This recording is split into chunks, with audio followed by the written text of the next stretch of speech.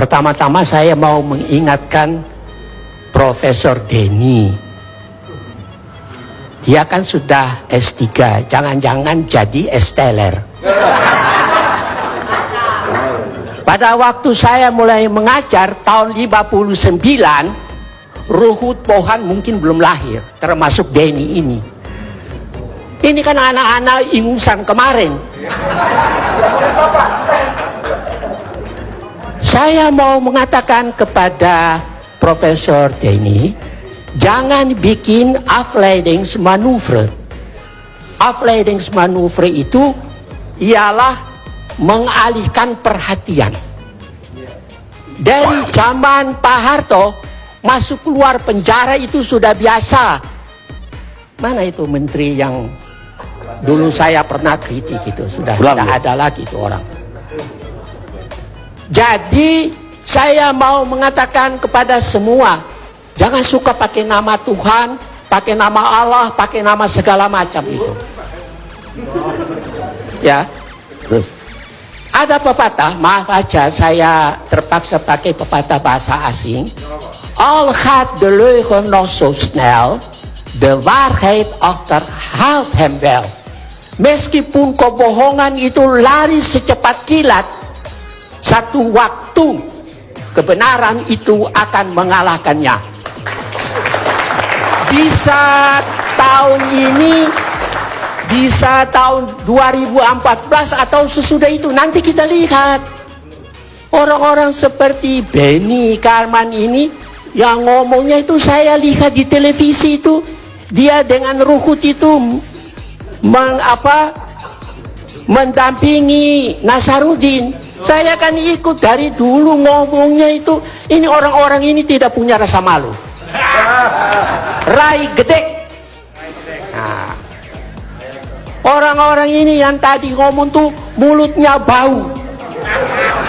Coba sekali-sekali Anda cium mulutmu itu, kalau tidak bau baru Anda bicara jujur.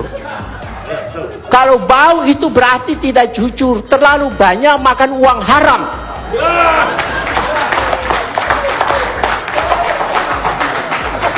Pak Karni,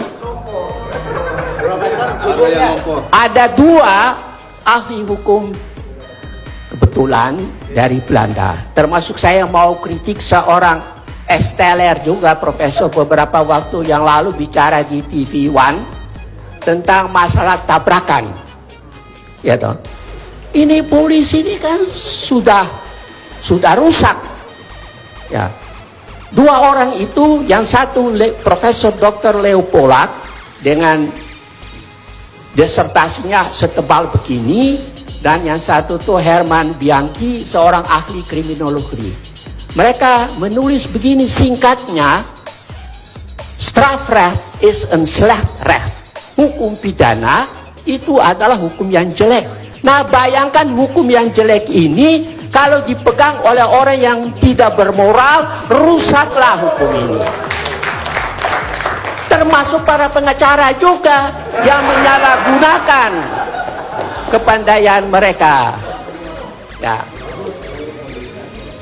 Jadi bukan bulat, Pak. Dari tadi tuh saya tidak tahan bau busuk. Profesor, coba sebutkan satu kebohongan yang telah kami katakan. Sebutkan satu kebohongan yang telah kami katakan. Saya bertanya kepada Anda sebagai jangan profesor. Debat saya sudah katakan pada Pak Karni, saya tidak mau debat dengan para politisi atau para politikus. Ya, berarti Anda menyebarkan kebohongan. Bukan malam ini, sejak semula. Saya kan kenal dia kan debat dengan itu, dalam itu waktu di masa-masa yang lalu itu, yang menulis buku itu tentang gurita Cikeas itu. George.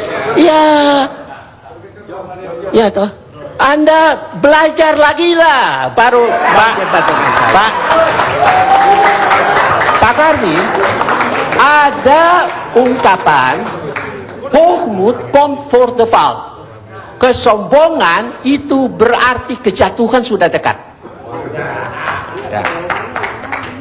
Saya pikir terpaksa saya harus kemukakan mengenai masalah polisi ini, karena tadi saya dengar itu ya. Polisi ini sebetulnya tidak melindungi rakyat, malahan pagar makan tanaman. Contoh di Pamekasan, itu rumah milik seseorang Bertahun-tahun lamanya polisi tidak mau mengembalikan, meskipun Mahkamah Agung sudah memberi putusan Enkrah Pangkavesta, putusan mengikat. Di Medan, polisi seperti pagar makan tanaman, mengantar orang untuk mengusir si pemilik rumah. Saya berharap dua ungkapan ini didengar oleh Kapolri, ya toh, supaya, atau kalau dia mau dengar, gunting kumisnya dulu, kasih baik-baik. Begini Pak, ini sudah pukul 11, ya toh.